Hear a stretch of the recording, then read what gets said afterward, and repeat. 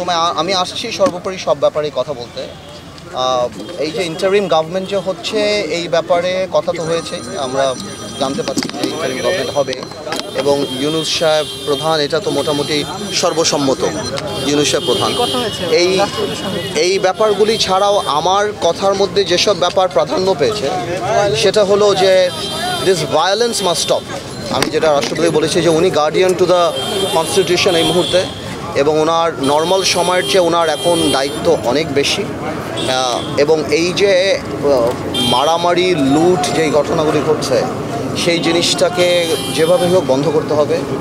দ্বিতীয়ত মাইনরিটিদের উপর, হিন্দু সম্প্রদায়ের উপর বিভিন্ন জায়গাতে যে অত্যাচার নিপীড়নগুলি চলছে সেই জিনিসগুলি বন্ধ করতে হবে। পুলিশকে দেখুন, সব পুলিশ তো আর খারাপ না, সব পুলিশ দলীয় হয় না।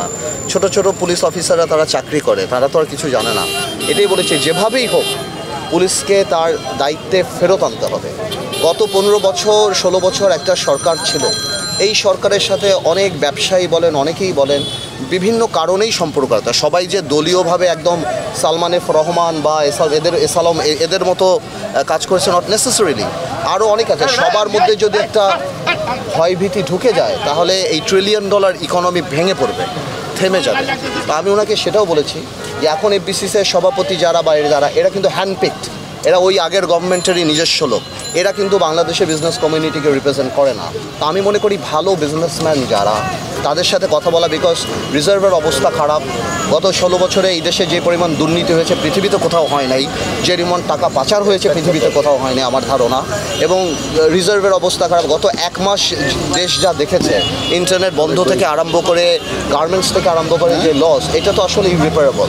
তো আমরা তো আর অত বড় লোক কোনো দেশ না, অত ধনী কোনো দেশ না যে এটাকে আমরা হ্যান্ডেল করতে পারবো। এখন যদি এই ফিয়ার ফ্যাক্টর কাজ করে, এখন যদি সাধারণ বিজনেসম্যানরা, সাধারণ ব্যবসায়ীরা যদি ভয় পেয়ে যায় তাহলে কিন্তু ইকোনমি একদম ফল করে যাবে এবং এই দেশের আরও অসুবিধা হয়ে যাবে। তো আমি রাষ্ট্রপতিকে এই কথাটা বলেছি, মাননীয় রাষ্ট্রপতিকে, যে আপনি এই জিনিসগুলো অ্যাড্রেস করেন। এই আগের যারা সভাপতি সেক্রেটারি যারা, এগুলি সব হ্যান্ডপিক, এগুলি না। এবং সর্বোপরি ব্যাপারটা হলো যে দেখুন, গণতন্ত্র বলেন যাই বলেন, রাষ্ট্র একটা হিউম্যান বডির মতো, প্রত্যেকটা অঙ্গেরই কাজ করতে হবে। একজন সাকসেসফুল মানে একটা সুস্থ মানুষ যেমন থাকে সাকসেসফুল কান্ট্রি হওয়ার জন্য, যে শুধু আমরা গণতন্ত্র আনলাম, ভোট দিলাম, সবই করলাম, কিন্তু আমার ইকোনমি ভেঙে পড়ছে, সবই ভেঙে পড়ছে, সেটা তো হয় না। তো এই সব আনুষাঙ্গিক যে ব্যাপারগুলি, এগুলি আমি রাষ্ট্রপতিকে বলেছি যে আপনার এখন যেই দায়িত্ব, বা আপনি যে দায়িত্ব নিতে পারেন নিজ থেকে, সেটা আসলে আপনার নেওয়া উচিত। এবং এই কানেক্টিভিটি সাধারণ মানুষের সাথে আপনার